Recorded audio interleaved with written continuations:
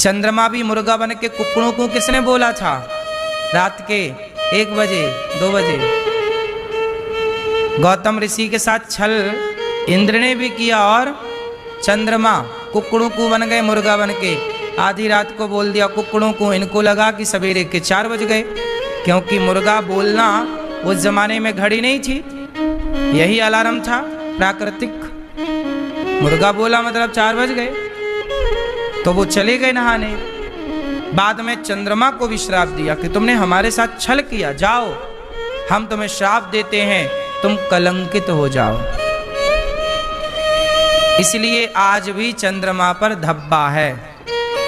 आपने देखा चंद्रमा ऊपर, पूर्णिमा का चांद देखना बड़ा सुंदर है, पर काला काला धब्बा है, ये शाप है।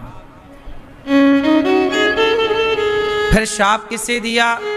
पत्नी की बारी आई, पत्नी को अच्छा चलो, पत्नी की तो कोई गलती नहीं थी, इनके साथ तो छल हो गया, गलती नहीं थी, पर समाज को कैसे समझाते कि गलती नहीं है? क्यों मेरी माँ, क्या समाज कहने से छोड़ती अहल्या को?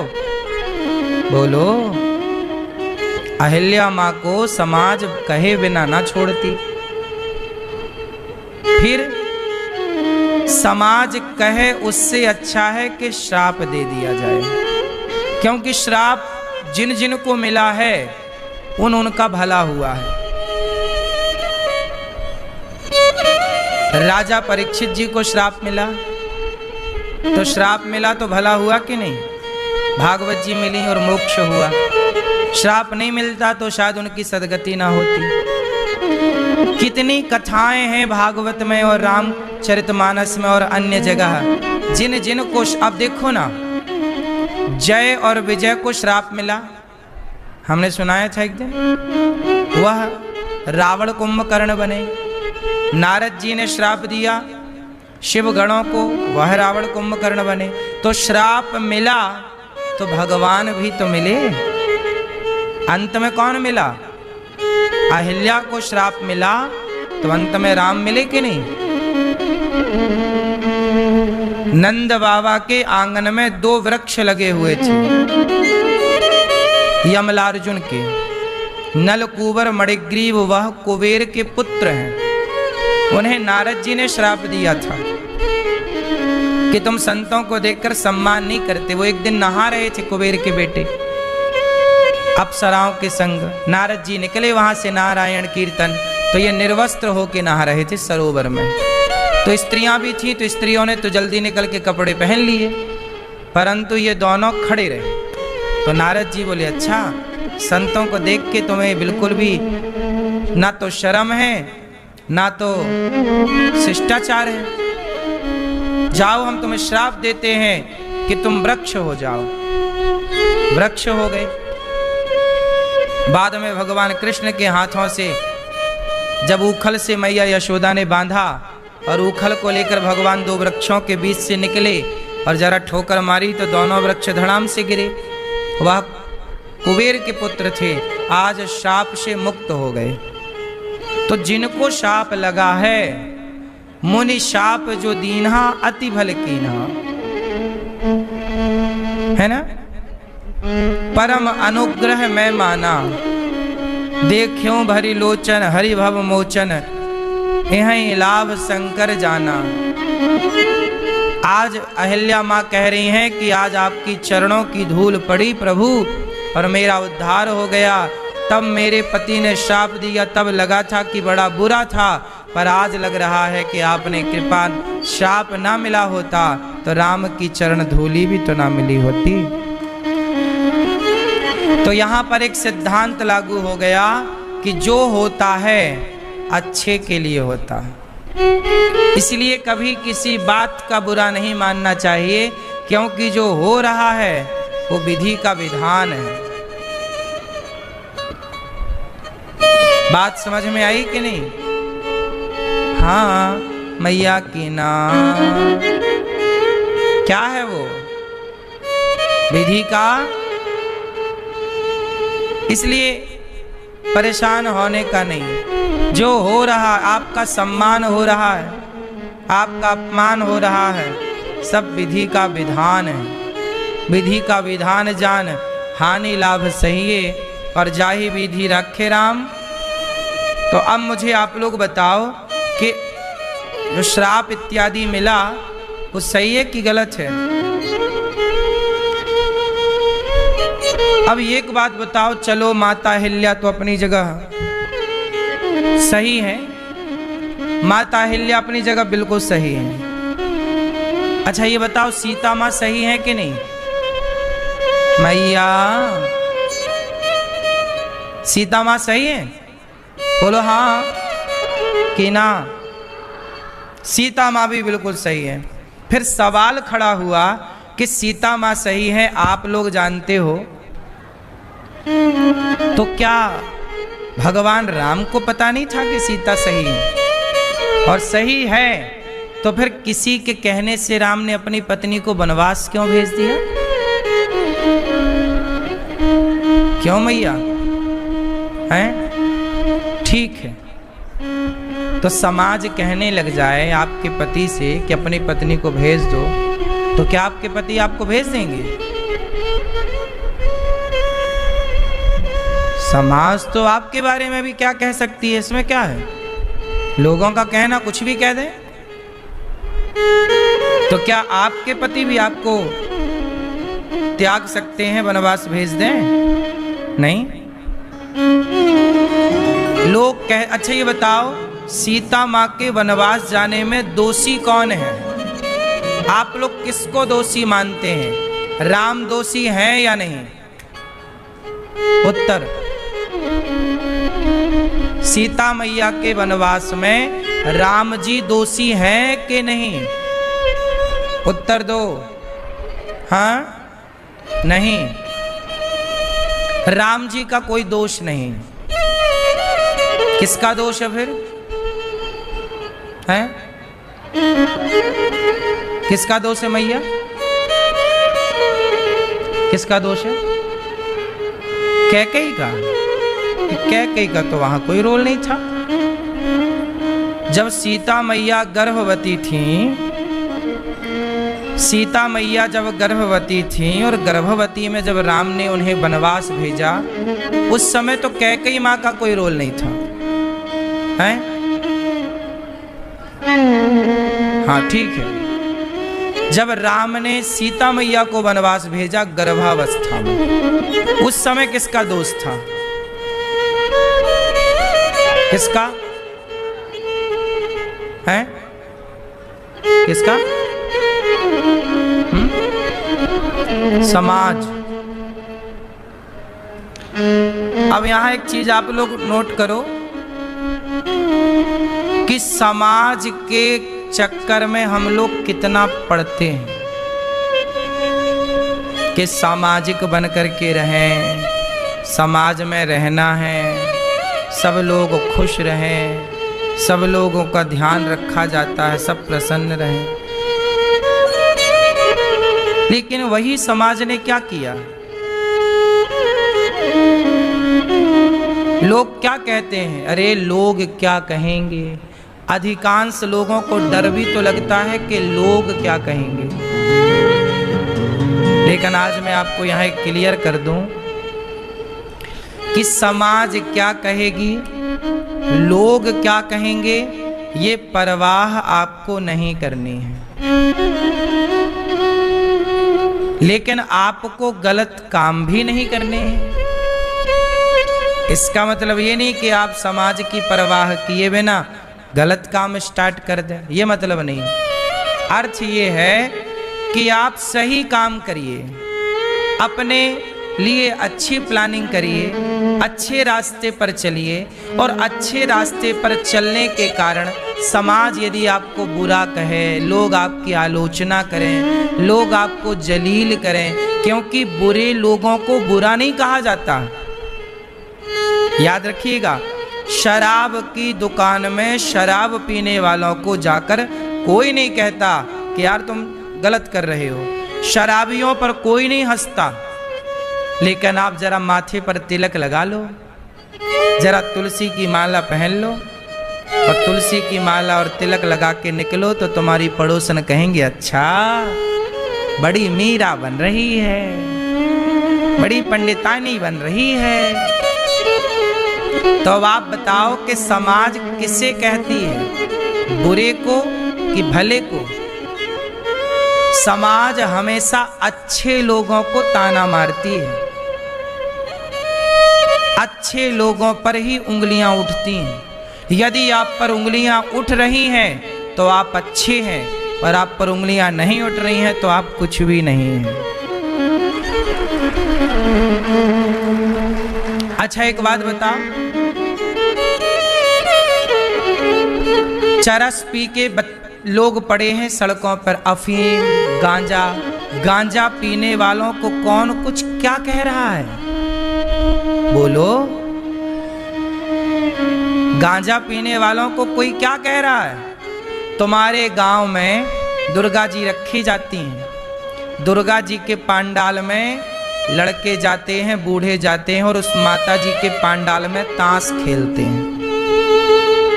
बोलो हाँ कि ना?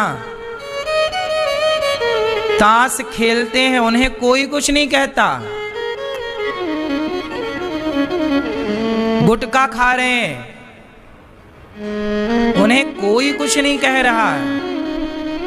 लेकिन कोई माला जपने लग जाए, स्टैंड में, बस स्टैंड में आप जाओ, तिलक लगा लेना मैया और माला जपना।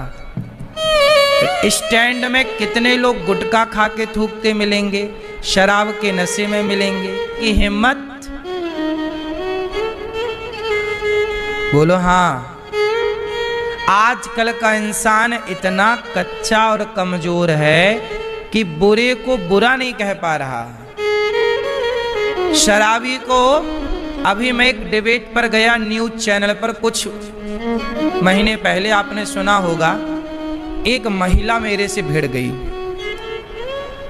बोली मैं शराब पीती हूं तो क्या मैं शराबी हूं? अब देखो, वो खुद कह रही है कि मैं शराब पीती हूं, लेकिन बोली कि आप मेरे को शराबी नहीं कह सकते। अब बताओ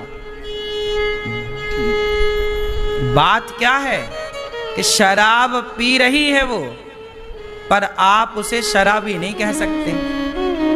तो फिर पूछो उस महिला से कि क्या कहें तुम्हें, सती सावित्री? क्या कहें? शराब पीने वाले को तो ही शराबी कहते हैं, लेकिन अब कौन समझाए मूर्खों को? वो न्यूज चैनल वाले उन्हीं को बिठा के डिबेट करते हैं। अब इन लोगों की डिबेट, इन लोगों की बातें समाज सुने तो सीखे क्या?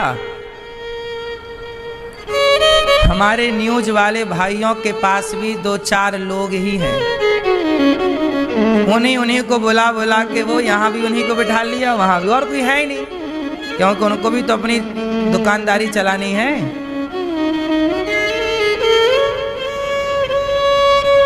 तो ऐसे ही अब शराबी को शराबी ना कहो तो क्या कहो?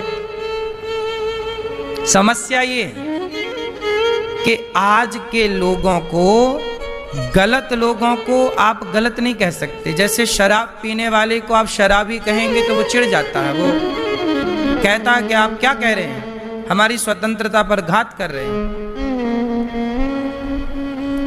लेकिन लोग साधु संतों को कुछ भी बोले जा रहे हैं, अरे बाबा जी तो बड़े ढोंगी हैं, पाखंडी हैं। मतलब शराबी को आज के जमाने में शराबी नहीं बोल सकते आप, लेकिन साधु को आप ढोंगी, पाखंडी बोलने का लाइसेंस है। बोलो हाँ। मूवियों में भी यही होता है, शराब का प्रमोशन करती है बॉलीवुड और मूवियां शराब को प्रमोट करती हैं, और साधु संतों के खिलाफ आश्रम जैसी मूवियां बनाकर नौजवान बच्चों को भड़काती हैं। ये बॉलीवुड भड़काता है। संतों के पास यदि नौजवान बच्चा जाएगा तो अच्छी सीख कर आएगा, लेकिन बॉलीवुड ने षड्यंत्र सोचा कि यार ये साधु संतों के पास यदि युवा पीढ़ी जाने लग गई तब तो ये सुधर जाएगी। फिर शराब कौन पिएगा, फिर दाने दाने में केसर कदम गुटखा कौन खाएगा। तो बॉलीवुड तो बहुत परेशान है, क्योंकि बॉलीवुड की दुकान बंद होने की स्थिति पर चल रही है। अब नहीं लॉन्च हो रही है पिक्चर, बहुत हो गई मुन्नी बदनाम, अब कुछ नहीं हो रहा है। बहुत देख ली लोगों ने शीला की जवानी, अब नहीं देखी जा रही है किसी को। अब बॉलीवुड वाले बड़े परेशान हैं कि उनका काम धाम अब बिल्कुल सब बेरोजगार बैठे हैं। अब कोई काम नहीं मिल रहा तो बेचारे गुटखा बेचने लग गए, दाने दाने में केसर कदम, चलो यही करो।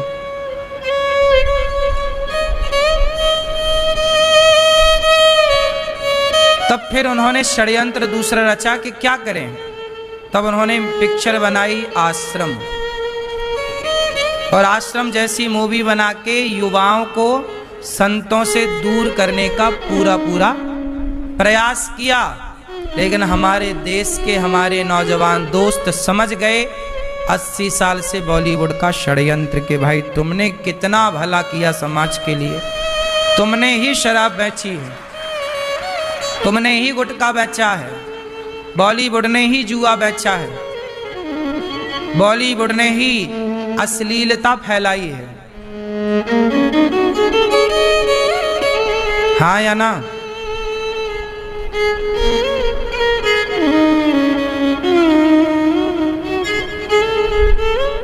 इसलिए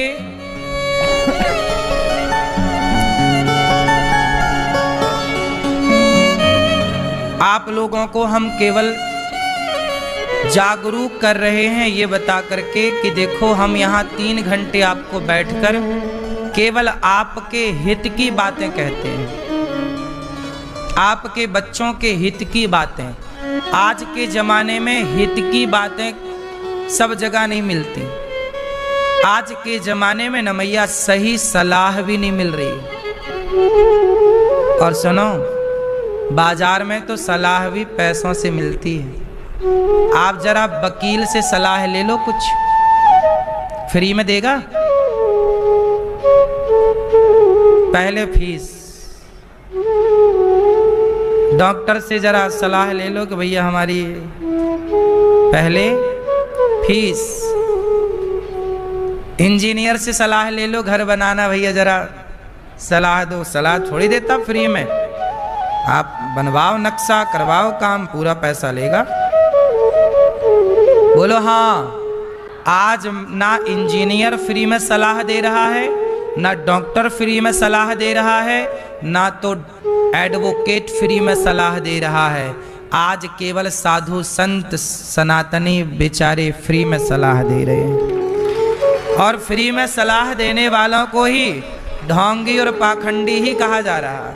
तो कुल मिला के निष्कर्ष ये निकला कि बुरे लोगों को कोई बुरा नहीं कहता, भले लोगों को समाज बुरा कहने के लिए पैसे खर्च कर कर के बुरा कहते हैं, बुरा साबित करने की भी कोशिश करते हैं। ये कलयुग है। तुम्हारा बेटा शराब पीने लग जाएगा, तुम्हें बिल्कुल चिंता ना होगी। सिगरेट पीने लग जाएगा, गुटखा खाने लग जाएगा, तुम्हें लगेगा बच्चा बड़ा हो गया है, जवान हो गया, अब शराब पी रहा है। लेकिन तुम्हारा बेटा संतों के पास जाने लग जाए, कीर्तन करने लग जाए, तो समाज के लोग ही, परिवार, रिश्तेदारी, अरे तुम्हारा लड़का कैसा, दिन भर पूजा करता रहता है, तुम्हारी बेटी कैसी है, दिन भर पूजा करती रहती है। भगवान का नाम जपना क्या बुरा है भाई? तुम क्या चाहते हो, तुम्हारी तरह जाके क्लबों में नाचें? आज की समाज क्या कर रही है? पैसा कमा के ले जाके क्लबों में खर्च कर रही है। एक लड़का एक लड़की दोनों एक दूसरे को कंधे पे हाथ रख के और बढ़िया और शराब पी के पूरी रात भांगड़ा डिस्को कर रहे हैं। ये चल रहा है। श्राप जो मिला वो बुरा नहीं है, अच्छा। इसलिए साधु डांटें तो उनके डांटने पर भी कृपा है। हनुमान जी तो मार देते हैं, हनुमान जी भी तो संत हैं। लंका गए तो नाम लंकनी एक निश्चरी, एक लंकनी नाम की राक्षसी थी लंका में। हनुमान जी गए तो बोली चोर चोर कहाँ जा रहा है? हनुमान जी बोले गलत, चोर चोर रावण चोरी करके गया सीता मैया को, तब तो तुमने चोर को चोर नहीं कहा। हम चोर का पता लगाने जा रहे हैं तो हमें आप चोर चोर कह रही हो। हनुमान जी ने एक दमाया मुंह पे, दांत टूट गए 3-4, बुखलू हो गई।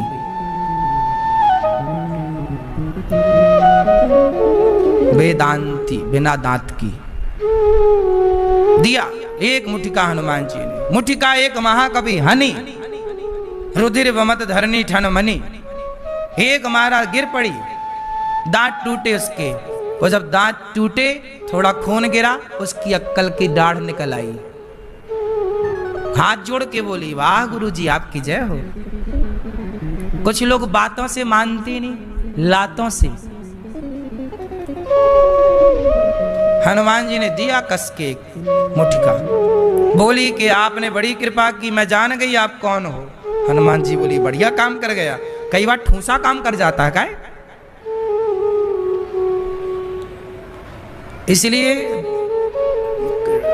इसलिए ठूसा भी ना जमाते रहना चाहिए।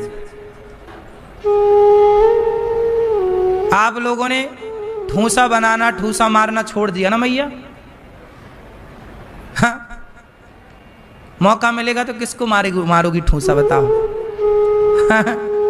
एक ठूसा।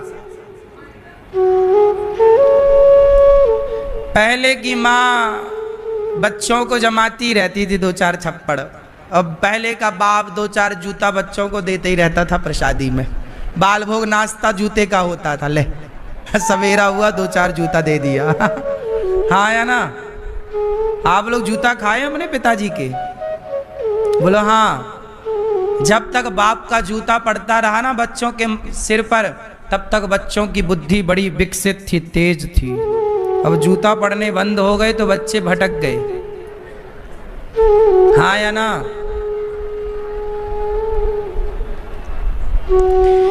तो ये व्यवस्थाएं थी। हनुमान जी लंका गए।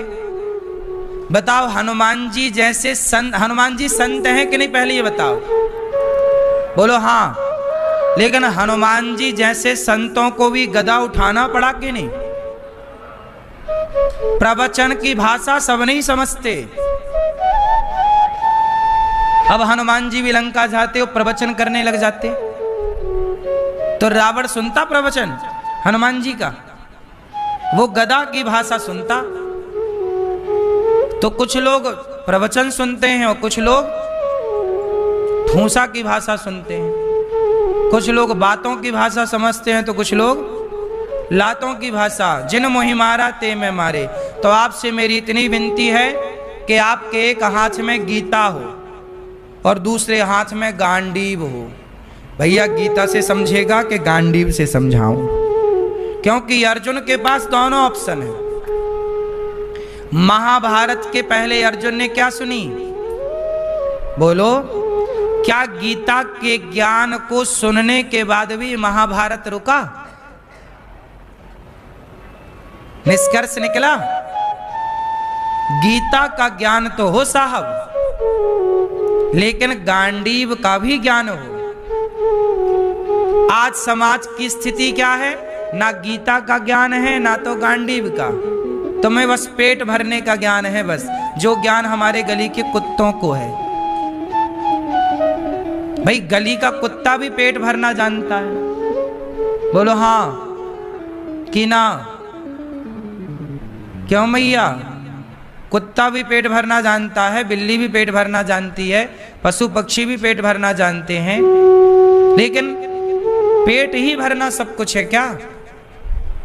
तुम पेट ही तो भरते रहे, ना तुमने गीता का ज्ञान लिया ना गांडीव का। इसलिए हिंदू आज लाखों की संख्या में कन्वर्ट होकर के क्रिश्चियन बनने के लिए मजबूर हो गए। पूरे भारत में तेजी से धर्मांतरण हुआ। प्रयागराज में वक्फ बोर्ड वालों ने कह दिया यहाँ भी हमारी भूमि है। ले लो। वक्फ बोर्ड प्रयागराज में क्या भारत में नामो निशान खत्म कर दिया, वक्फ बोर्ड रिजेक्ट होने की स्थिति में पहुंचा दिया। बड़े उछल रहे थे कि ये प्रयागराज भी हमारा, यहाँ भी हमारे बाप दादों की थी, वाह सब जगह तुम्हारे बाप दादे थे। बड़ा आतंक मचा रखा था। प्रयागराज जी में कह दिया कि हाँ हमारी भूमि।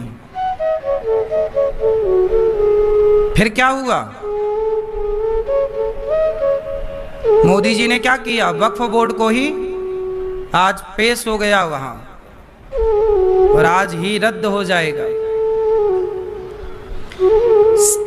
आजाद भारत में पहली बार इतना बड़ा निर्णय केंद्र सरकार ने लिया है, सबसे बड़ा निर्णय है ये।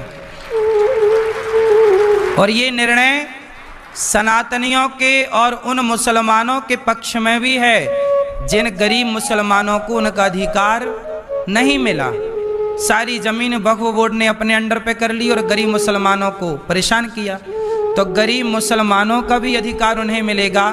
और जो चिल्लाते रहे कि कल को आके कह देते कि वृंदावन में वक्फ बोर्ड की जमीन है, कह दिया ना प्रयागराज में, कल को तुम्हारे घर पे कह देते कि ये घर हमारी वक्फ बोर्ड की जमीन में, तो मोदी जी ने कहा कि चलो भैया इसका हिसाब किताब ही खत्म करते हैं, ना रहेगा बांस और उधम मचा लो, ले लो प्रयागराज।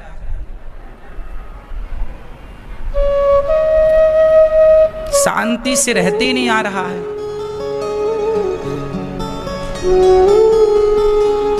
इसलिए इस देश के लिए ना मोदी जी जैसे ही नेता होने चाहिए, तब देश सुरक्षित।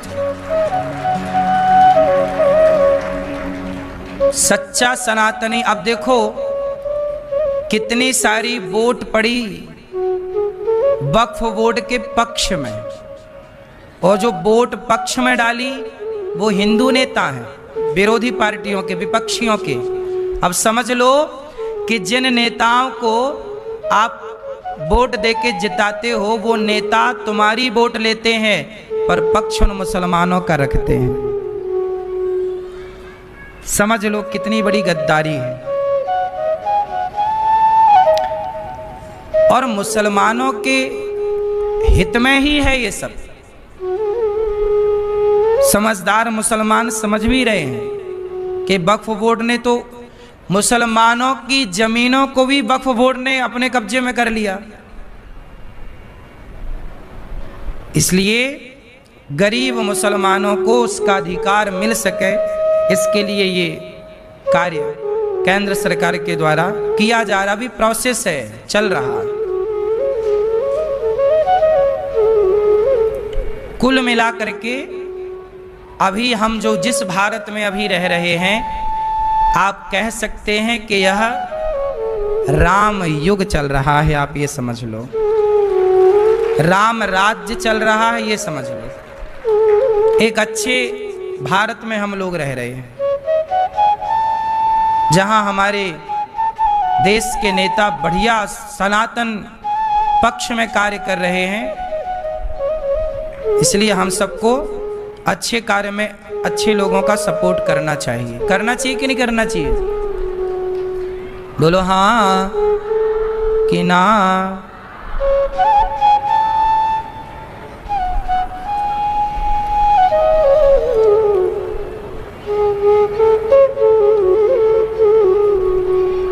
वक्फ बोर्ड वालों ने ये भी कह दिया था कि जो अडानी अंबानी का घर है ना, बोले वो भी हमारी वक्फ बोर्ड की जमीन पर है। सोचिए, अंबानी के घर को कह सकते हैं तो आपके घर को भी कह सकते हैं। और उनके वक्फ बोर्ड में ये नियम था कि वो जो कह दें वही माना जाता था, सुनवाई किसी की नहीं। मतलब अंधेर नगरी और चौपट राजा वाली बात, टके शेर भाजी और टके शेर खाजा थी अंधेर नगरी। तो यही अंधेर नगरी को दूर किया मोदी जी ने। इसलिए हम सबके लिए जो कार्य हो रहा है, सोचिए कितना बड़ा निर्णय है ये। 400-500 साल का जो राम मंदिर का कार्य लटका था, धारा 370 और ये वक्फ बोर्ड, ये भारत के सबसे बड़े कांटे निकाल करके फेंक दिए मोदी जी ने। ये वही कांटे थे जो सारी जिंदगी आपको चुभते रहते। हाँ या ना? नहीं बोला जा रहा। कांटे थे जो निकाल करके फेंक दिया मोदी जी ने। बढ़िया कार्य है। मैया मुगैम्बो खुश हुआ कि नहीं? हाँ? अच्छे कार्य करते रहो।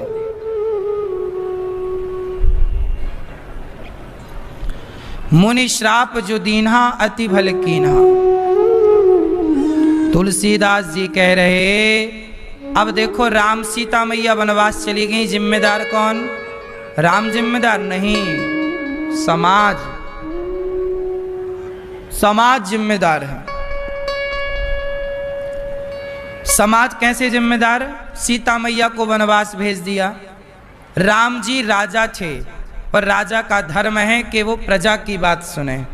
राम जी केवल पति होते, राजा ना होते, तो राम जी सीता मैया को किसी के कहने से ना भेजते। परंतु राम जी उस समय राजा हैं, और राजा का धर्म है कि वो प्रजा की बात सुने, प्रजा की बात सुने।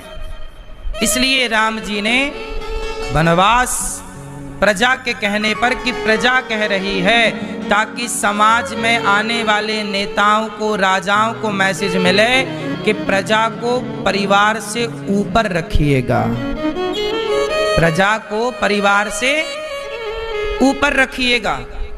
राम जी का ये मैसेज है। सीता मैया जंगल गई,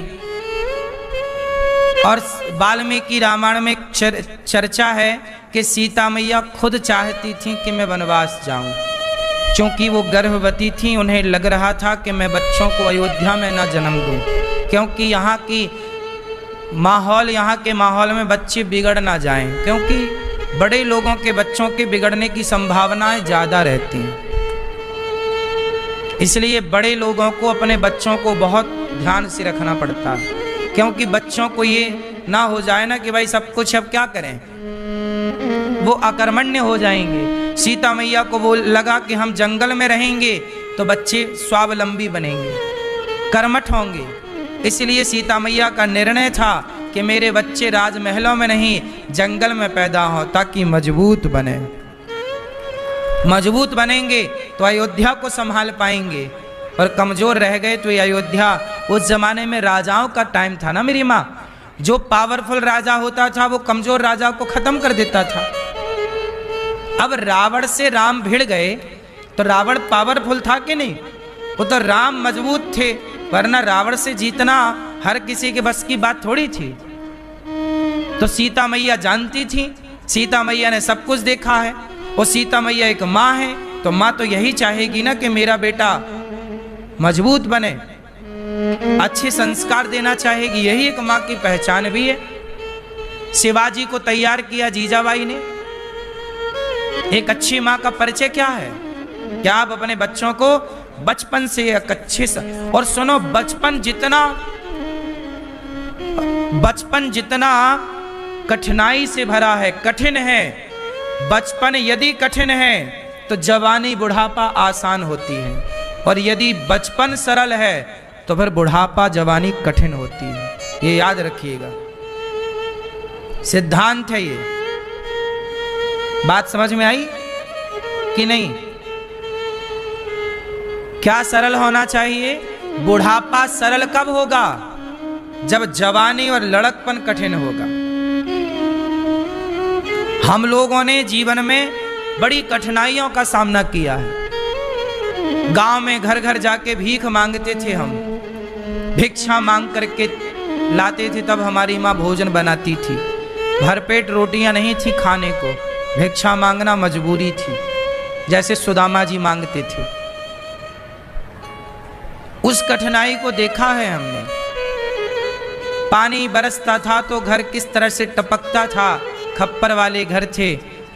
बारिश होती थी तो रात रात सोते नहीं थे, पूरी रात पानी ही पानी, अंदर बाहर पानी। वो दिन देखे हैं, तरीके से देखे हैं।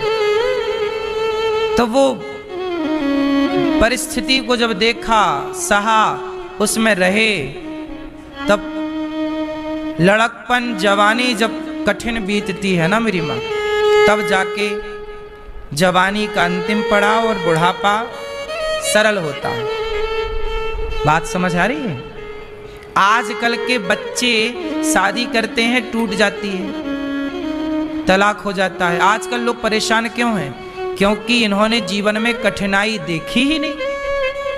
आज जरा सी मुसीबत आती है, लोग आत्महत्या कर लेते हैं। जरा सा भी मोड़ आया, संकट आया, सीधा आत्महत्या। बोलो हाँ कि ना? क्यों? क्यों? क्योंकि इन्होंने कभी कठिन समय देखा नहीं। कठिन समय देखते तो वो कठिन समय जो आया उसे आप फेस कर पाते। अब आपके जीवन में कठिन समय पहली बार आया, आप संभल नहीं पाए, समझ नहीं पाए, लगा यार मर जाते हैं। आज कितने युवा आत्महत्या कर रहे हैं रोज? बोलो हाँ। पहले कोई आत्महत्या नहीं करता था, कभी कभी कहीं कहीं लाख करोड़ में कहीं सुनने को मिला कि किसी ने आत्महत्या की। पहले कहां कोई आत्महत्या करता था? क्यों? क्योंकि हर परिस्थिति में रहने और जीने के आदी थे।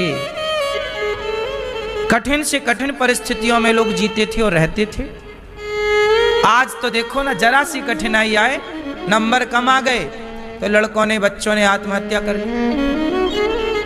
नहीं, फिर आपने अपने बच्चों को लग्जरी जिंदगी दे करके बच्चों को अपाहिज कर दिया है।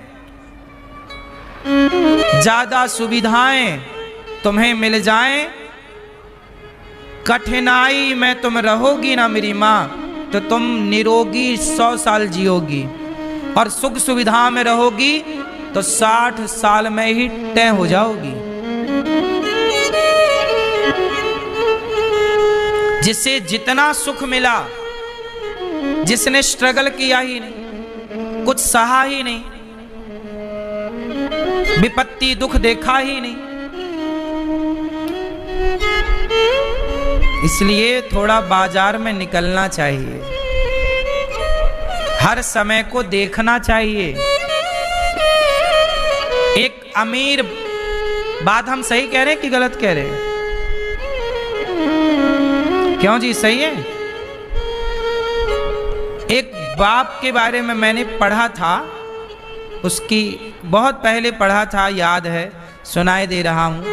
एक पिता था, बड़ा आदमी था, 10,000 करोड़ का मालिक था, 10,000 करोड़ का मालिक था। एक बेटा था, बेटे को पढ़ने भेजा, पढ़ लिख कर बेटा आया। अब पूरी संपत्ति का वारिस तो बेटा ही है, पूरी फैक्ट्री, पूरी प्रॉपर्टी सब बेटे को जाएगी।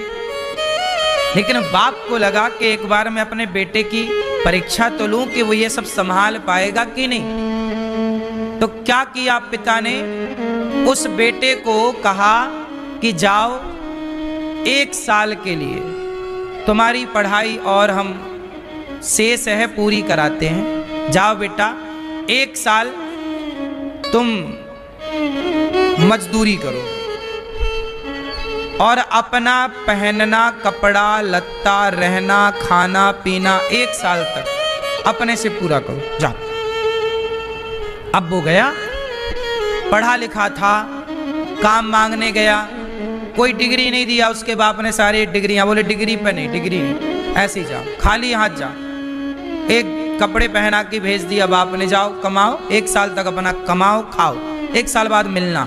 अब वो लड़का 1 साल काम मांगा तो कहीं किसी लोहार के घर में काम मिला, तो लोहा गरम निकले भट्टी से, उसमें हथौड़ा पटकना था। अब जब हथौड़ा पटका तो वो आदमी पसीना पसीना, थोड़ी आदत थी, पर चूंकि अब कमाना है और खाना है, रहे कहाँ तो रहे कहाँ। एक कमरे में 4-6 मजदूर थे, उन्हीं के बीच वो भी गुस्सा मजदूरों की तरह रहा, किसी को बताया नहीं कि हम कौन हैं, सबके बीच में रहा। अच्छी दुनिया तो उसने ऑलरेडी देख रखी थी, पर ये दुनिया भी उसने देखी। हर परिस्थिति में उसने रहना सीखा कि पंखा भी नहीं है कमरे में, मच्छर भी काट रहे हैं और मच्छरदानी भी नहीं है, उस परिस्थिति में भी कैसे जीना है और कैसे रहना है। बोलो हाँ, आप एसी में रहने के आदी हो गए हैं। एक बार ये भी एक दुनिया है जहां लोग अपना गुजारा ऐसे में भी करने को मजबूर हैं। फुटपाथ पर गर्मियों में लोग सोते हैं कि नहीं? गर्मियों में क्या, भी सर्दियों में भी सोते हैं। ओस गिरती है। 1 साल बाद वो लड़का लौटा, बिल्कुल दुबला पतला काला हो गया। तब पिता ने कहा, बेटा क्या सीखा तुमने, क्या पढ़ा? कहा, पिताजी जो कॉलेज यूनिवर्सिटियों में नहीं पढ़ा वो हमने इन 1 वर्षों में सब कुछ पढ़ लिया। हमने गरीबी को पढ़ लिया, गरीबी को देख लिया, हमने अभाव को देखा, हमने प्रभाव को देखा, हमने मजदूरों की भावनाओं को पढ़ा, हमने अमीरों की फितरत को पढ़ा, सब कुछ पढ़ लिया। एक होता है पुस्तक पढ़ना, एक होता है इंसानों को पढ़ना। हाँ या ना? इंसानों को भी पढ़ा जाता है मेरी माँ, बस पढ़ना आना चाहिए। कौन कैसा है देख के पता लग जाता है, बस देखने वाला मैच्योर हो। कुल मिलाकर हम आपको कह रहे हैं कि आप लोग अपने बच्चों की अच्छी परवरिश कीजिएगा। सीता मैया चाहती थी कि मेरे लवकुश, मेरे बच्चे जंगल में हो, जंगल में हुए, संस्कार अच्छे हों, इसलिए ऋषि के आश्रित होकर रहे और ऋषि के संस्कार बच्चों में गए और वही लवकुश बने। और सीता मैया ने आखिरी में जब लवकुश ने कहा राम से कि हम आपके पुत्र हैं, तो राम जी ने मना कर दिया। बोले हम कैसे स्वीकार करें कि आप हमारे पुत्र हैं, ऐसे तो कोई भी आके कह दे। बोले आपकी माता कहाँ है? तब सीता मैया हाजिर हुई। वाल्मीकि जी लेकर गए सीता मैया को, कहा दरबार लगा है, आज सीता मैया की परीक्षा है। समाज ने यही तो पूछा था कि आप पवित्र हैं कि नहीं, अग्नि परीक्षा दी हो, हम थोड़ी देखें। तो सारा समाज देखना चाहता था सीता मैया को कि अग्नि परीक्षा दो, हम देखें कि तुम सही हो कि गलत। सीता मैया बोली अच्छा आज हम परीक्षा देंगे। सीता मैया आज लवकुश ने जब राम से कहा भरी सभा में कि हम आपके पुत्र हैं, राम ने कहा हम स्वीकार नहीं करते आपको पुत्र रूप में, पहले आपकी माँ आकर कहे। तब सीता मैया आई। सीता मैया ने कहा हे रघुनंदन, ये लवकुश आपके पुत्र हैं, और हे पृथ्वी माता, हे आकाश, हे ऋषि मुनि, हे देवता, हे देवगण, हे दिशाएं, आप सब साक्षी हैं। हे पृथ्वी माता, यदि मैं पवित्र हूँ, गंगा की तरह, अग्नि की तरह पवित्र हूँ, और मैंने राम के अतिरिक्त स्वप्न में भी किसी पुरुष का मन से, वचन से, भाव से स्पर्श ना किया हो, तो हे पृथ्वी माता आप हमें स्थान दे दो अपनी गोद में। अब देखो समाज खड़ा है देखने के लिए कि ये परीक्षा दें। अच्छा, सीता मैया ने अग्नि परीक्षा भी तो दे सकती थी कि अग्नि जलाई जाए, हम खड़े हो रहे हैं, देखो हम पवित्र हैं। सीता मैया ने ये क्यों कहा कि हे पृथ्वी मां प्रकट होइए, हम समा जाएंगे। अब सीता मैया ने ये क्यों कहा है? पृथ्वी की बेटी सीता मैया फिर चली क्यों गई राम को छोड़ के? अभी और रहना था। सीता मैया के जाने के बाद, सीता मैया के जाने के बाद 2000 साल और राम जी रहे। ये घटना तब की है जब राम के राज्य की, राम के कार्यकाल के 11,000 साल पूरे हो गए। सीता मैया ने ये क्यों कहा कि पृथ्वी माता आप अपनी गोद में स्थान दो। हम भाई परीक्षा देके और रहती राम जी के साथ, क्यों नहीं रही, क्यों समाई पृथ्वी में, इसका कारण आप जानते हैं? सुनो, सीता मैया ने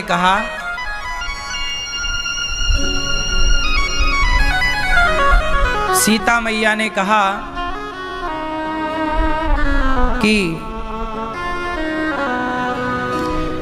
अब जो प्रजा मुझे कह रही है,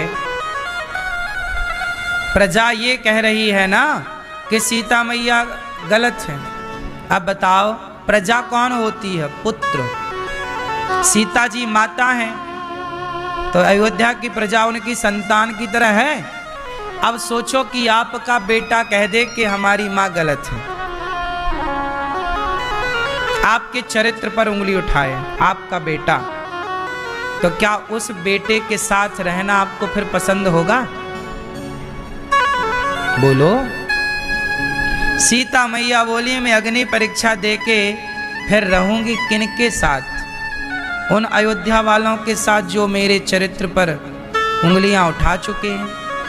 इसलिए मैं परीक्षा देकर पवित्र तो हो जाऊंगी, ये तो सिद्ध कर दूंगी कि मैं पवित्र हूं, पर अब तुम्हारे साथ मैं रह नहीं सकती। इसलिए सीता मैया ने कहा उस समाज के साथ नहीं रहना चाहिए जिस समाज को आप पर भरोसा ना हो।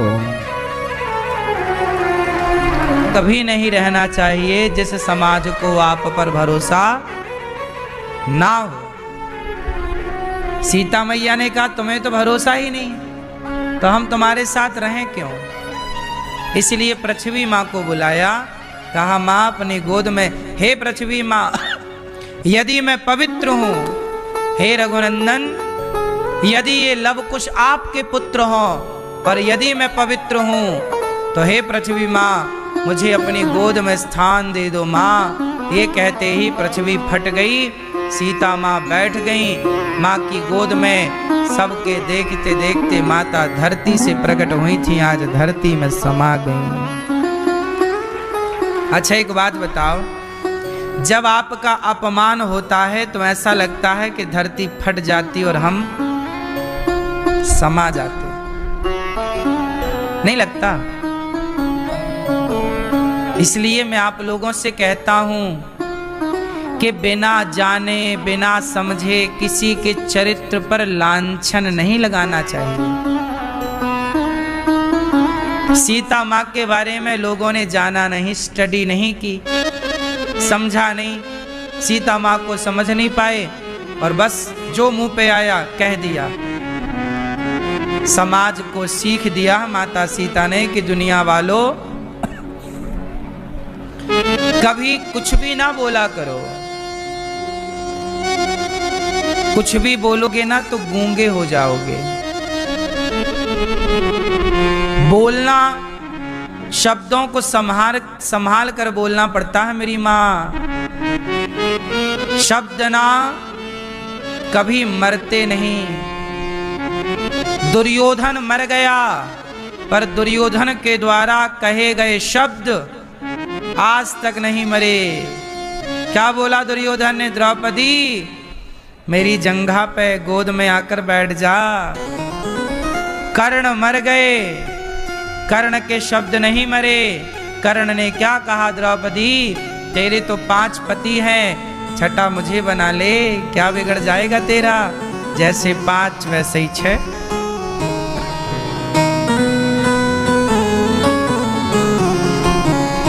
मर गए लोग, पर शब्द आज भी जिंदा हैं। बोलो हाँ कि ना? आदमी मरता है मेरी माँ, आदमी की वाणी कभी नहीं मरती। इसलिए बोलो यदि पहले तुम तौलो, फिर मुख को खोला करना। पुष्प नहीं बन सकते हो तो कांटे बनकर मत रहना।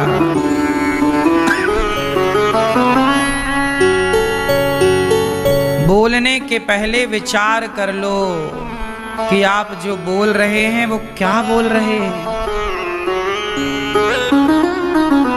क्या हो सकता है उससे, क्या प्रभाव पड़ सकता है उस शब्द का। समझो मेरी माँ, इसलिए कुछ भी बोलने के पहले सोच कर बोला करो। किसी पर भी लांछन लगाने के पहले विचार कर लो कि आप कहने क्या जा रहे हैं, बोलने क्या जा रहे हैं। कुछ भी आए मुंह पे नहीं, फिर भगवान मेंढक बनाएंगे, टर टर करते रहना। कुछ भी बोलने वाले। अस प्रभु दीन बंधु हरि, कारण रहित दयाल। तुलसीदास सठते ही भजो, छाणी कपट जंजाल। तुलसीदास जी कहते हैं भगवान कितने दयालु हैं, बिना कारण के अकारण न जाने कौन से गुण पर दयानिधि रीझ जाते हैं। अहल्या का उद्धार कर दिया।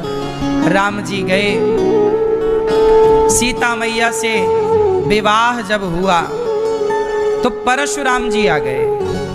धनुष तोड़ा तो परशुराम जी आए। परशुराम जी, अच्छा राम जी धनुष तोड़े, सीता जी ने माला पहनाया। अभी माला पहनाई ही थी सीता मैया कि परशुराम जी आए। किसने धनुष तोड़ा? कौन है जिसने धनुष तोड़ा? सब चुप दंग रह गए। परशुराम जी तो बड़े खतरनाक। लक्ष्मण जी बोले कोई बोल नहीं रहा। लक्ष्मण जी आए, हाँ गुरु जी बताओ क्या हुआ? परशुराम जी बोले धनुष किसने तोड़ा? अरे क्षत्रियों का काम धनुष तोड़ना, ऐसे धनुष हम रोज तोड़ते हैं, क्या दिक्कत है तुम्हें? अरे ये कोई सामान्य धनुष जो तुम कह रहे हो, ये शंकर जी का धनुष है। अरे भले शंकर जी का है, पर हम क्षत्रियों का काम ही रोज का धनुष तोड़ना है। हम रोज चढ़ाते हैं बाण, धनुष पर रोज टूट जाता है। हम बहुत धनुष बचपन में तोड़े, तब तो आप नाराज नहीं भई? इस धनुष से कोई आपका क्या संबंध है? परशुराम जी बोले बच्चा तू बहुत बोल रहा है। लक्ष्मण जी बोले गुरु जी देखो, आपको ज्यादा दिक्कत है धनुष तोड़ने से, तो आप कहो ये लो धनुष के दोनों हिस्से आप जोड़ लो। जोड़ क्यों नहीं लेते? हमें तो लगा कि आप धनुष बनाने वाले हैं, जोड़ने वाले। आपने कितने धनुष वनुष टांग के आए, हमें लगा कोई दुकान चल रही है धनुष की। अब तो लक्ष्मण जी पर आग बबूला हो गए। परशुराम जी क्या बोल रहा बच्चा, जानता नहीं हम कौन है? हाँ हाँ बढ़िया जानते हैं हम। आप वही तो हो जिसने अपनी माँ का सिर काट दिया था। परशुराम जी जानते हो कौन है? इन्होंने अपनी माँ का सिर काट दिया था। क्यों काटा था?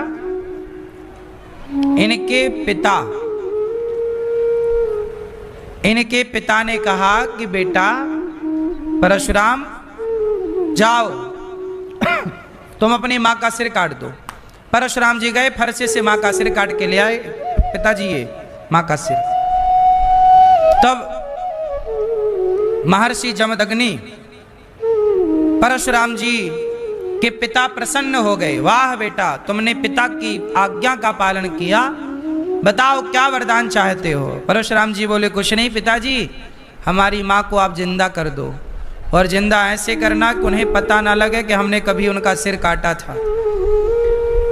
तब इनकी बात से प्रसन्न हो के, देखो तपस्वी संत है, वो सिर काट भी सकते हैं और जोड़ भी सकते हैं, और जिंदा भी किया फिर उन्होंने अपनी माँ को, अर्थात अपनी पत्नी को महर्षि ने।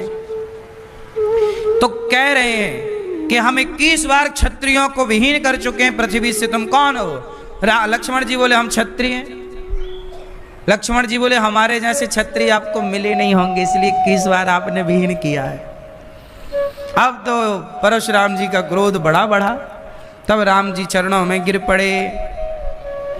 कहा राम जी ने, गुरु जी आप क्यों गुस्सा हो रहे हैं? आप चिंता ना करें, इस धनुष को आपके ही किसी दास ने तोड़ा है। अब नाथ शंभु धनु भंजनिहारा, कोई है को एक दास तुम्हारा। चरणों में गिर पड़े राम जी, और राम जी ने परशुराम जी को इशारा किया कि आप समझ नहीं पाए। तब राम जी ने अपनी कौस्तुभ मणि दिखाई, परशुराम जी समझ गए तो भगवान है।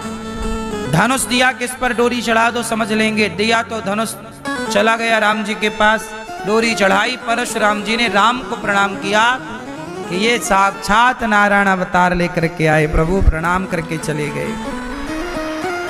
उसके बाद फिर विवाह का सिलसिला चालू हुआ। राम लक्ष्मण भरत शत्रुघ्न का विवाह, राम जी का विवाह सीता जी के साथ। बारात आई तो लक्ष्मण भरत जी का विवाह किनके संग? माता मांडवी। और लक्ष्मण जी का विवाह माता उर्मिला, और शत्रुघ्न जी का विवाह माता श्रुतकीर्ति।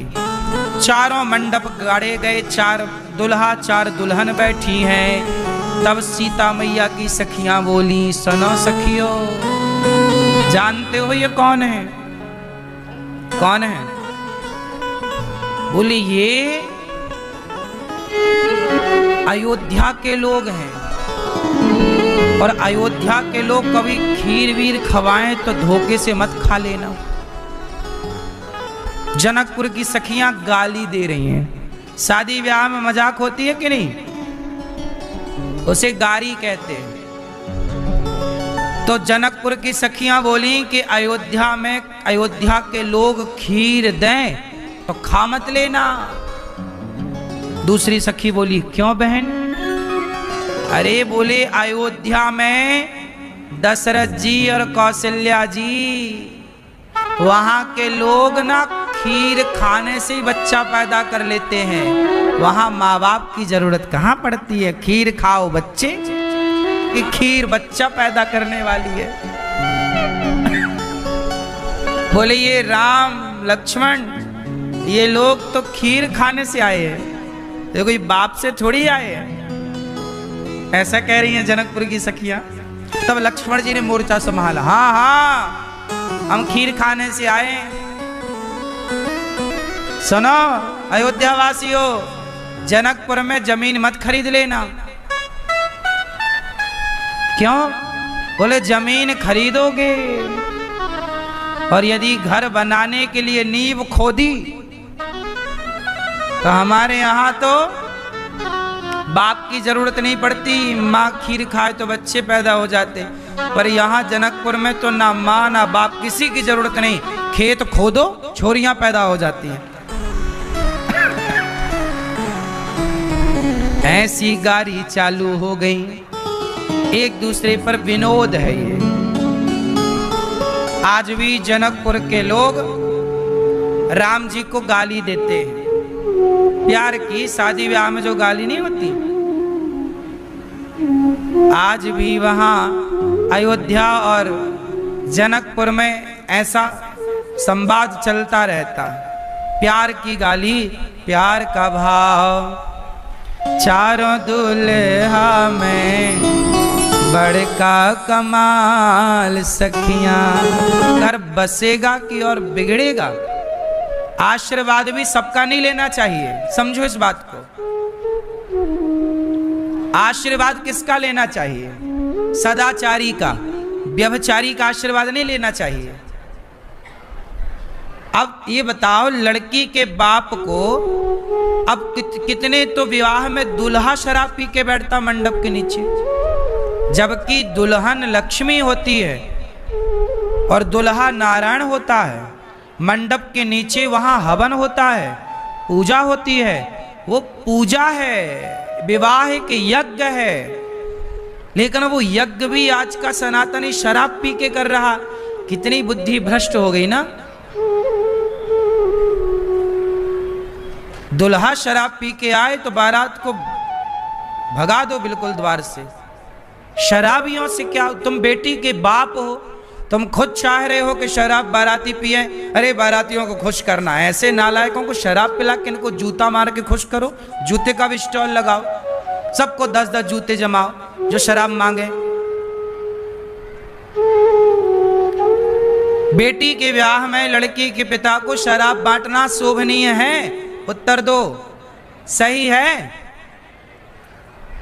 शराब कलयुग है और तुम्हारी बेटी का विवाह एक यज्ञ है। एक यज्ञ में शराब की क्या जरूरत है ये बताओ? पर तुम अज्ञानवश कहां से कहां चले गए, इतने पढ़े लिखी समाज इतनी अनपढ़ कैसे हो गई पता ही नहीं लगा। आप कहते हो कि भाई आजकल की डिमांड है, नहीं मेरी माँ, तुम जैसा निर्माण करोगे वैसा बनता चलेगा, तुम जैसी परंपराएं घुसाते चलोगे वैसी परंपराएं बनती चलेंगी। अब बताओ, आज के 100 साल पहले कोई शराब पी के शादी में जाता था? आज शादी का मतलब ही शराब है मैया। आज के आप महिलाओं का तो मैं नहीं जानता, महिलाएं भी शराब पीती हैं आजकल शादियों में। अरे यार शादी है, पार्टी है, चलो आज तो एक पैक मार ही लेते हैं। महिलाएं भी टुन्न रहती हैं पी पी के, हाँ या ना? आप तो नहीं पीती हो मैया, हैं? पर आपने देखा होगा महिलाएं भी पीती हैं बहुत। देखो, शराब को महापाप कहा गया है, शराब नहीं पीनी चाहिए, पर आजकल शराब चल रही है। यही कलयुग है मेरी माँ, इसमें दोष किसका है? अब बताओ, जब राम का विवाह हुआ तब वहां जनक जी ने किसी को शराब की व्यवस्था रखी थी? 6 महीने बारात रुकी थी, 6 महीने उत्सव चला था, क्या शराब? अरे बढ़िया पकवान खाओ, अच्छी चीजें खाओ, रस पियो फलों के, शराब ही क्यों पीना भाई?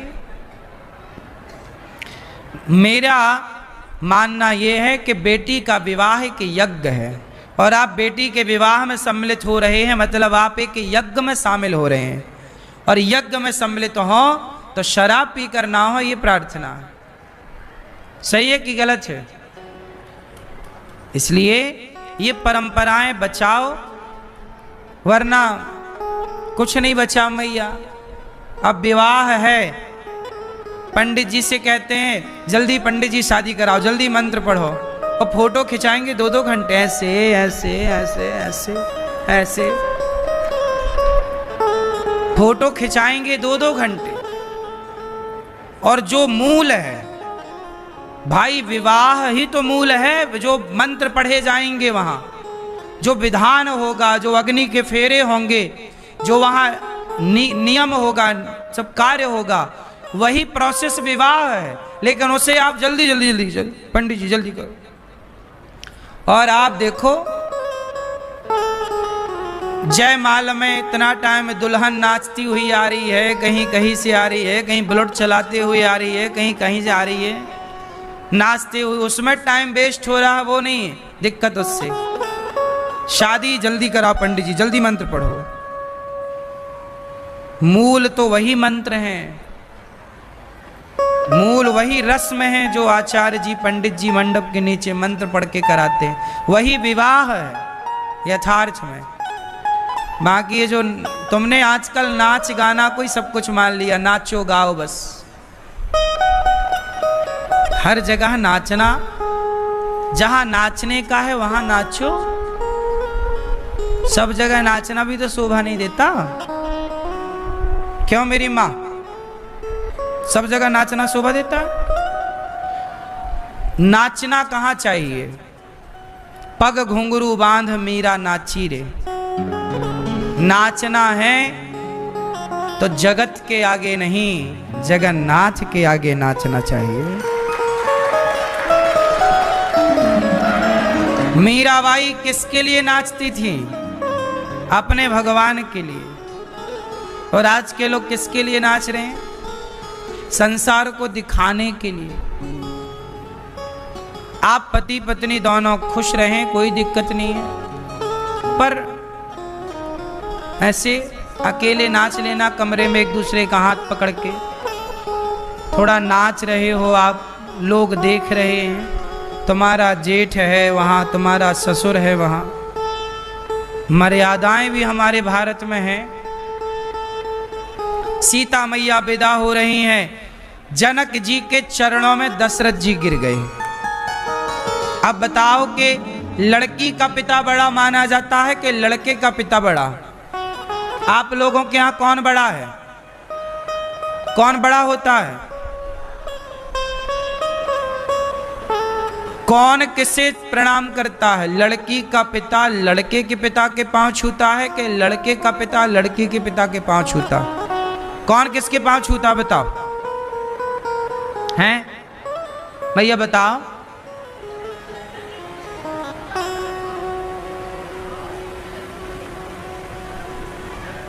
समधी समधी क्या होते हैं? गले मिलते हैं। आजकल गले मिलने का परंपरा सही है, गला मिलना हमारे यहाँ पुरानी परंपरा है, पर जो आज भी गांव खेड़े में जो परंपराएं हैं वो ये हैं कि लड़की का पिता लड़की के पिता लड़के के पिता के पांव छूते हैं। ये परंपराएं हैं। सही है कि गलत है हम इस पर बात नहीं कर रहे हैं, पर परंपराएं यही हैं। अब ये सवाल ये खड़ा हुआ कि जब लड़की के पिता लड़के के पिता के पांव छूते हैं तो फिर दशरथ जी तो लड़के के पिता हैं, फिर उन्होंने जनक जी के पांव क्यों छुए? जनक जी तो लड़की के पिता हैं और दशरथ जी लड़के के पिता हैं। दोनों दशरथ जी से जनक जी ने कहा कि आप क्या कर रहे हैं, मैं आपके पांव छूऊंगा, आप बड़े हैं। तब वहां दशरथ जी ने जो बात कही वो हर पिता के लिए, चाहे वो लड़के का पिता हो या लड़की का, सबके लिए बात दशरथ जी ने कही कि जनक जी आप बताओ कि देने वाला बड़ा होता है कि लेने वाला? बड़ा कौन? देने वाला। और देने वाला लड़के का पिता है कि लड़की का? फिर दशरथ जी ने कहा लड़की का पिता तो अपना जिगर का टुकड़ा लड़की दे रहा है, इसलिए लड़की का पिता बड़ा है, क्योंकि वो अपने जिगर का टुकड़ा आपको दे रहा है। देने वाला बड़ा है। लड़के पक्ष ना लेने वाले, वो कन्यादान लेते हैं, लड़की का पिता कन्यादान देता है, तो देने वाला बड़ा है। इसलिए हम आपसे ये बात केवल इसलिए कह रहे हैं कि लड़की का और लड़की के माता पिता का भी सम्मान करना चाहिए, एक दूसरे को गले मिल करके रहना चाहिए, ऊंच बड़ा छोटे की भावना नहीं रखनी चाहिए और समभाव से रहना चाहिए। समभाव से रहने का नाम ही समधि है। सम, हमारी और आपकी बुद्धि सम हो गई, हमारे और आपके विचार सम हो गए, वही समधि। धी मतलब बुद्धि होती है। आप कहते हो ना धियो यो न प्रचोदयात्, तो धी मतलब बुद्धि होती है। सत्यम परम धीमहि, धी मतलब क्या होती है? संस्कृत में बुद्धि को धी कहते हैं। तो धी समधि, सम हो गई, धी मतलब बुद्धि जिसकी वही समधि है। तो लड़की और लड़के के विचार दोनों मिल गए, वही समधि है। लेकिन आजकल समधि मिलना बड़ा कठिन हो रहा है। आज के समधि पैसों से बन रहे हैं।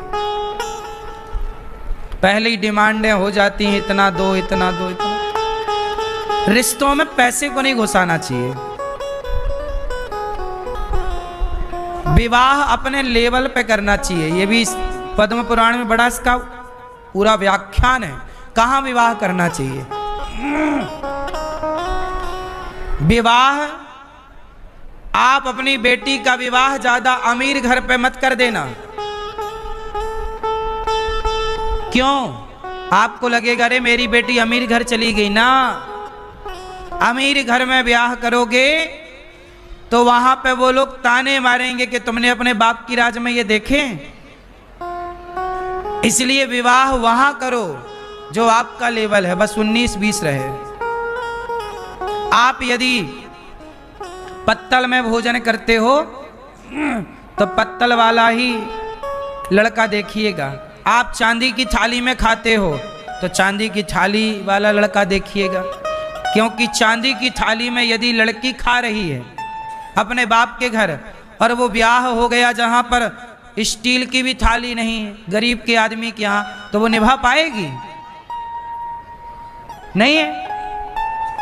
इसलिए विवाह वहां होना चाहिए। इसलिए हमारे यहाँ क्या बोला गया कि विवाह बहुत विचार करके होना चाहिए। पानी पियो छान के और विवाह करो जान के। आजकल जान के विवाह ना करने से बड़ी समस्याएं खड़ी हैं। आदमी कहीं भी करे जा रहा है ब्याह, अपने लेवल पे विवाह करना चाहिए। इसलिए हमारे यहाँ एक लेवल ये है कि धन का लेवल भी मेंटेन हो। आप अमीरों का ब्याह अमीरों के यहाँ, क्योंकि गरीब की लड़की ले आओगे ना तो वो ताने मार मार के खा खा के बेचारी मर जाएगी। इसलिए तुम्हारी बेटी को कोई ताने ना मारे। गरीब गरीब को क्या ताने मारेगा बोलो? और अमीर अमीर को क्या ताने मारेगा? ताने तो वहां बनेंगे जब अमीरी गरीबी मिले। नहीं समझ में आई बात? आ गई? लेवल। इसलिए कहते हैं ब्राह्मण का विवाह ब्राह्मण में ही हो, क्षत्रियों का विवाह, क्योंकि क्षत्रियों की परंपरा क्षत्रिय लड़की समझेगी, ब्राह्मण की परंपरा ब्राह्मण लड़की समझेगी, वैश्य की परंपरा वैश्य लड़की समझेगी और शूद्रों की परंपरा शूद्र लड़की समझेगी। इसलिए हमारे यहाँ विवाह ब्राह्मण का ब्राह्मण में हो, क्षत्रियों का क्षत्रियों में, वैश्यों का वैश्यों में, शूद्रों का। यदि अन्य जगह ब्याह आप करते हैं तो वो वर्ण संकरता कहलाती है। इसके भी बड़े साइंस हैं, विज्ञान है। हमारे यहाँ क्या कहते हैं, जैसे हमारे यहाँ समगोत्र में भी विवाह नहीं होता। किसमें विवाह नहीं होता? किसमें विवाह नहीं होता? समगोत्र, एक ही गोत्र में विवाह नहीं होता। समगोत्र के विवाह भी सफल नहीं होते। मतलब ये बहुत बारीक दृष्टिकोण है, आपके समझ में नहीं आएगी। हम फिर वही बात रोज कह रहे हैं, एक बात, सब ज्ञान सबके बस का नहीं है।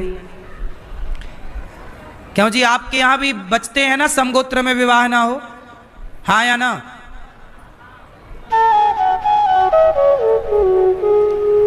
परंपरा बचने की है कि समगोत्र में विवाह ना हो। चलो, इसके पीछे भी बड़े साइंस हैं, विज्ञान है, पर अब उस पर इस बारीक सूक्ष्म दृष्टि पर विचार कम है। तो राम जी का विवाह हुआ और सीता जी विदा। जनक जी कह रहे हैं, दशरथ जी कह रहे हैं, जनक जी आपने बड़ी कृपा की कि मुझे अपनी बेटी दे दी। मेरी एक बेटी थी बचपन में, दशरथ जी की एक बेटी थी, राम की एक बहन भी थी, पता आपको? शांता नाम था। दशरथ जी की एक बेटी हुई थी। 3 रानियां है ना, कौशल्या मैया, कैकेयी मैया, सुमित्रा मैया। तो सुमित्रा मैया की एक बेटी हुई थी, नाम था शांता। फिर दशरथ जी के एक मित्र थे रोमपाद, उनके कोई संतान नहीं थी। तो दशरथ जी की वो बेटी पहले ही हो गई। तो दशरथ जी को लगा आज बेटी हुई, कल बेटा भी होगा, बेटियां होती रहेंगी, पर मेरे मित्र के कोई संतान नहीं है। तो उन्होंने अपनी बेटी दान कर दी थी अपने मित्र को। बाद में उन्हीं का विवाह हुआ था श्रृंगी ऋषि से, जो श्रृंगी ऋषि ने दशरथ जी के यहाँ पुत्रेष्टि यज्ञ कराया। उनकी भी एक कथा है। श्रृंगी ऋषि से ही यज्ञ क्यों कराया? श्रृंगी ऋषि ने ही दशरथ जी के यहाँ यज्ञ किया, पुत्रेष्टि यज्ञ किया। क्यों किया? इसकी सबकी बड़ी चर्चाएं हैं, कथाएं। तो अब जनक जी कह रहे हैं, दशरथ जी कह रहे हैं कि आपने हम पर बड़ा उपकार किया, हमें अपनी बेटी दे दी। आपकी बेटी मिल गई हमें, हमारी बेटी थी पर चली गई। अब हमें सीता बहू नहीं, हम बहू नहीं ले जा रहे हैं, हम बेटी ले जा रहे हैं। ये दशरथ जी बोले। सीता जी बहू बनकर नहीं आई, बेटी बनकर आई। इसलिए दशरथ जी सीता जी को बेटी कहते हैं। इसलिए मैं आपसे कहूं कि आप भी इतना बड़ा दिल रखो कि अपने घर बहू ना लाओ, बेटी लाओ। और बेटी लाओ तो फिर उस बेटी के संबंध को निभाओ। 2 बातें हो जाएं तो जैसी बेटी की गलती माँ माफ करती है, ऐसे बहू की गलती सास माफ करे। रिश्ते को निभाइए। क्या है, निभाने से सब निभता है मैया, पर गुस्सा अकड़ में सब टूट जाता है। हाँ या ना? कहते ना, शीशा गलती से टूटता है और रिश्ते गलत फहमियों से टूटते हैं। इसलिए गलत फहमी ही ना हो। अब आगे हम गलत फहमी की बात करेंगे। जब सीता मैया विवाह होके आई और सीता मैया को मुंह दिखाई कैकेयी माँ ने क्या दिया? जब विदाई हुई, जनक जी विदा कर रहे हैं, जनक जी कह रहे, हम सब की दुआएं लेती जा। एक बाप, ये गीत जो है ना हर बेटी की विदाई का है। ये गीत क्या लिखा गया है और क्या भाव है इस गीत के। बेटी के लिए हम सब की दुआएं लेती जा, जा तुझको सुखी संसार मिले।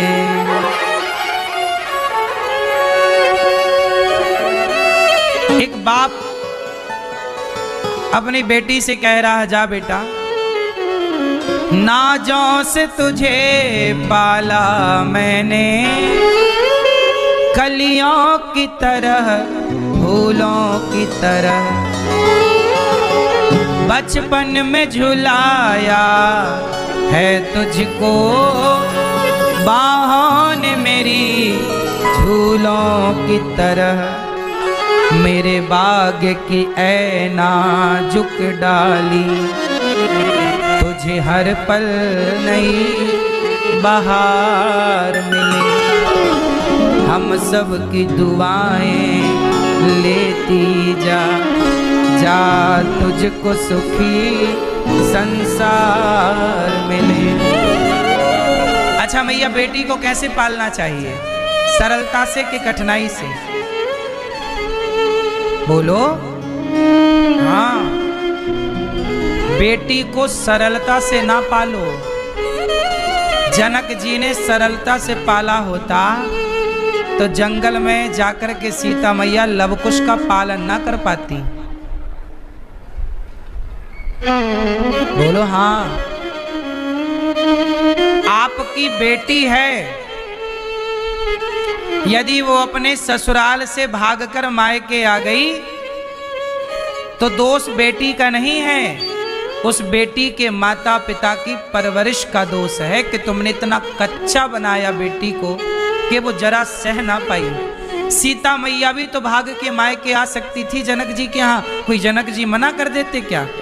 नहीं, मेरे पिता का नाम है, मैं अपने पिता का नाम नहीं डुबाऊंगी। बेटी का धर्म है कि वो माए के पक्ष का, माता पिता के परिवार का, माँ बाप का भी नाम रोशन करे और ससुराल पक्ष में पति का, सास ससुर का नाम भी रोशन करे। दो दो कुलों की जिम्मेदारी है आपकी। ये बात आजकल की बेटियों को समझाओ, अक्कल नहीं है उन्हें।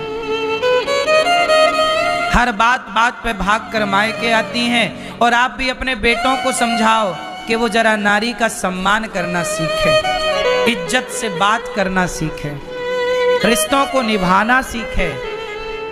मेरी माँ, आज सबको एक बहू चाहिए और बहू है एक बेटी। जब बेटी को संस्कारवान बनाएंगे हर माँ बाप, तो हर बहू संस्कारवान हो जाएगी कि नहीं? पहले की स्त्रियां कितनी श्रद्धा रखती थी अपने पति पर। कहा जाता है कि पति के दाहिने पांव का अंगूठा धो करके पी लेने से स्त्री को, अब देखो ये बात हम कहेंगे तो आज की पीढ़ी और आज के लोग इसे समझ नहीं पाएंगे, चूंकि दाहिने पांव का अंगूठा धोकर पी लेने से स्त्री को संपूर्ण तीर्थों को घूमने का, तीर्थों में स्नान करने का फल प्राप्त हो जाता है। जैसे माता पिता के चरण धोकर पीने की बात कही जाती है। लेकिन अब ये बात किससे कही जाए? आज की बेटी, आज की स्त्री कहाँ अपने पति में इतनी श्रद्धा रखती है कि वो पति के पांव धो के पिए। ये तो तब की बातें थी जब पति को परमेश्वर माना जाता था। आज कहाँ कोई पति को परमेश्वर मान रहा है। आजकल तो पति की कोई वैल्यू नहीं, कुत्ते से मुंह चटवा रही हैं। आजकल तो पतियों से ज्यादा प्यार कुत्तों को मिल रहा है। हाँ या ना? तो ये बातें सबके लिए नहीं है। नाजों से तुझे पाला मैंने, इसलिए आपकी बहू ना किसी की बेटी है माँ, उसका खूब सम्मान किया करो। उसे भी बड़े लाड़ प्यार से उसके माँ बाप ने पाला है। माँ बाप थोड़ा संस्कार देंगे तो और अच्छी होगी बेटी। थोड़ा उसे प्यार से रखो, हर बात पर ताने ना मारो। हम तो कहते हैं मेरी माँ, आज के जो समय चल रहा है उसकी हम एक बात बताएं आपको कि आजकल ब्याह हो बेटे का और ब्याह होते ही उसको अलग ही कर देना चाहिए। अलग मतलब भाई तुम अपना प्यार मोहब्बत रहे, पर क्योंकि आज की बहुएं आते ही सबसे पहले अलग सेफ जोन ढूंढती, अलग हमें करो। हम सास ससुर के साथ रहना नहीं चाहते। आजकल के बेटियां अपने बूढ़े सास ससुर का नहीं, तुम चलो बूढ़े हो गए चलो, लेकिन बेटी अपनी माँ का हाल पूछती है, माँ कैसी हो, और खुद की सास को इग्नोर कर रही है। तो फिर तुम्हारी माँ को भी तो कोई इग्नोर करेगा, तुम्हारी भौजाई आके क्यों नहीं सोच रही हो? फिर तो हर माँ इग्नोर हो जाएंगे। बात बड़ी गहरी है। इसलिए मैं आपको एक बात बताऊं कि बेटे और बेटी और बहू के भरोसे ना रहो, भगवान के भरोसे रहो। बेटी का ब्याह करो, उसे दे दो जो भी देना है उसको, खुश रहें वो। ये उम्मीद मत करो कि मेरी बहू मेरी सेवा करेगी। आज के बहुओं से तो ये उम्मीद, कुछ बहुएं हैं अच्छी, हम ये नहीं कहते अच्छी नहीं है, पर आप उम्मीद ना करें तो ही अच्छा है। उम्मीद करेंगे तो कष्ट पाएंगे, बेटों से उम्मीद करेंगे तो कष्ट पाओगे। हाँ या ना? करो उम्मीद, कर लेना चाहिए उम्मीद, लेकिन जितनी उम्मीद होगी उतना कष्ट होगा। इसलिए मेरी तो बात मानो, बेटा बहू आए, खुश रहो बेटा, आशीर्वाद है तुम, और उम्मीद केवल भगवान से हो। क्यों मैया, बात सही है?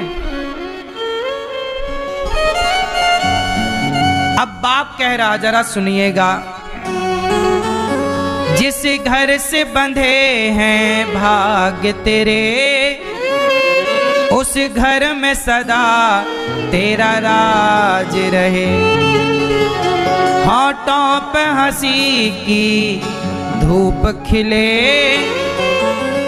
माथे पे खुशी का ताज रहे।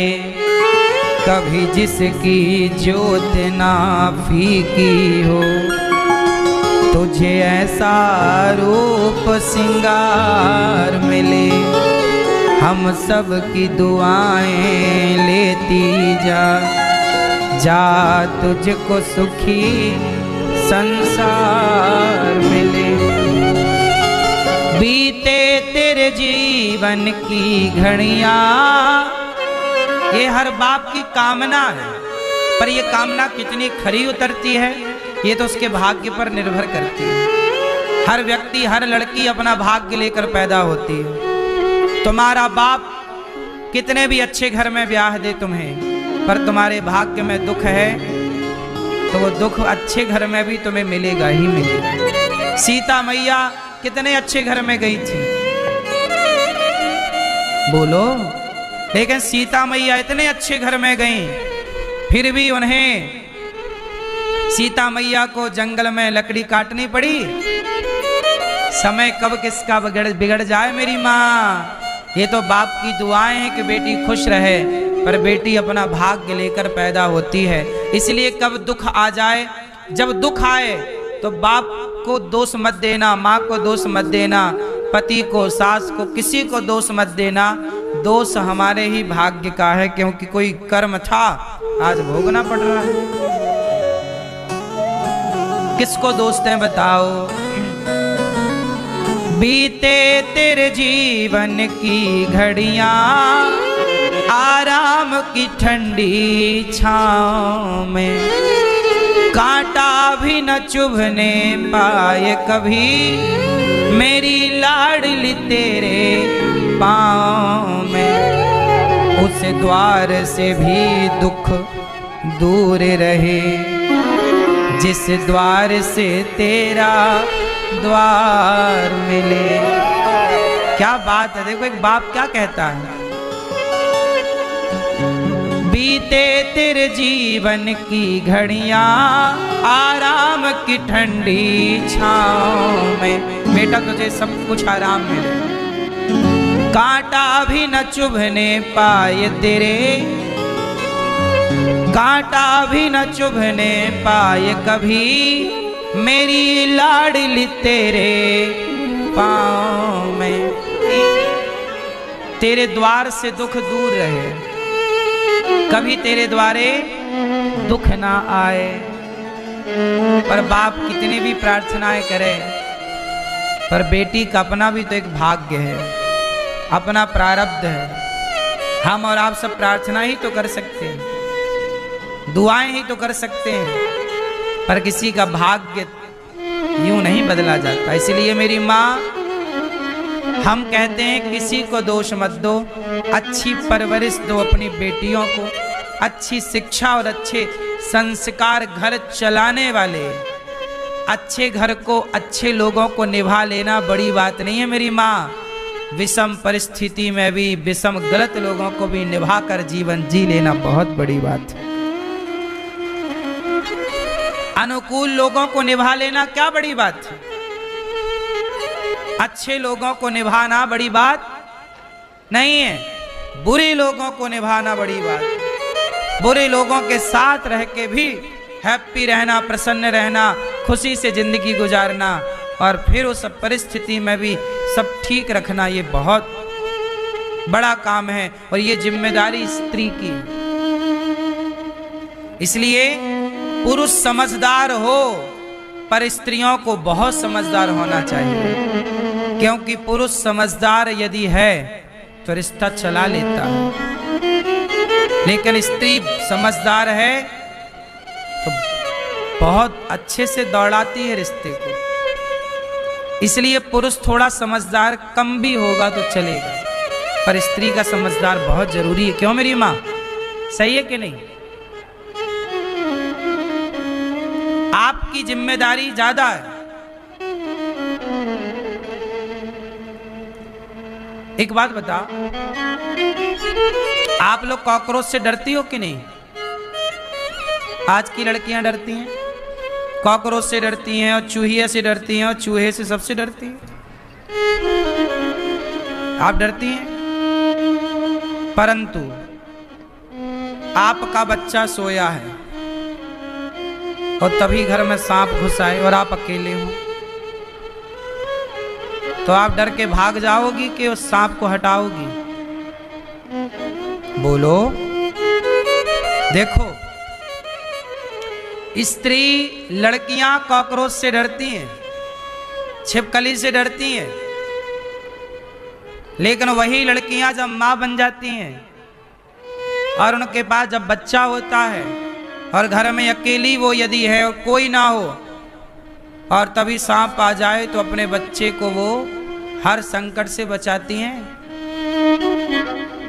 मतलब स्त्रियों का समय के साथ बदल लेना बहुत जरूरी है। सदा डर ही ना हो, हौसला भी हो, क्योंकि पता नहीं कब किस चीज की जरूरत पड़ जाए।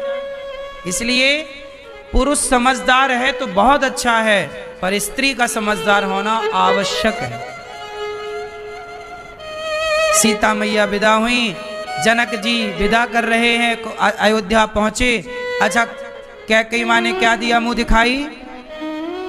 सोने का महल, कनक भवन कहते हैं। और कौशल्या मैया ने सीता मैया को क्या दिया? कौशल्या मैया ने सीता जी को मुंह दिखाई। एक रस्म होती है ना, बहू आती है तो मुंह दिखाई। आपकी सास ने आपको क्या दिया था? हैं?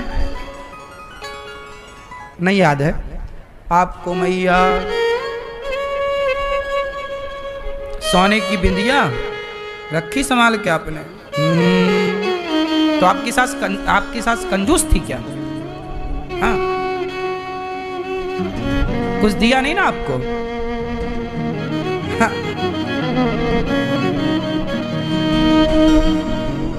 अच्छा है, सास देती है ना कुछ कुछ, बहू आती है तो मुंह दिखाई पहली रस्म होती है। बढ़िया, आशीर्वाद दिया तो सीधा है, कंजूस थी सासू माँ कुल मिला के।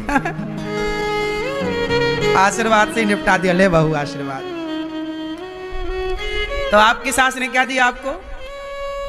कुछ नहीं। आपकी सास मैया, आपकी सास ने क्या दिया था आपको? मुंह दिखाई याद है? नहीं दिया कुछ आशीर्वाद? तुम्हारी भी कंजूस थी।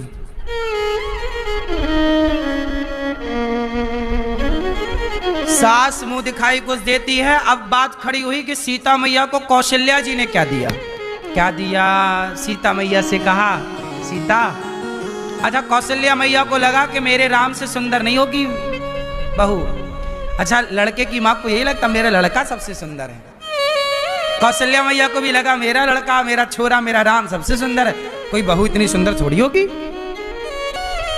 पर जब सीता मैया को कौशल्या मैया ने देखा तो कौशल्या मैया बोली, हे भगवान, मेरे राम से तो मेरी सीता बहुत सुंदर है, लेकिन राम भी कम सुंदर नहीं है, भगवान ही है। तो कौशल्या मैया बुलाई, सीता मैं तुझे क्या दूं? मुंह दिखाई, क्या चाहती है? सीता मैया कुछ नहीं बोली। क्या बोले? नई नवेली दुल्हन। तो कौशल्या मैया बोली, सीता, आज तक मैंने कभी किसी को, अच्छा कोई महिला राम को टुकुर टुकुर देखे ना तो कौशल्या मैया चली जाती और डांट दे, क्या सीधे टुकुर टुकुर देख रही है, नजर लगाएगी क्या? राम को भर नजर किसी को देखने नहीं देती थी कौशल्या मैया।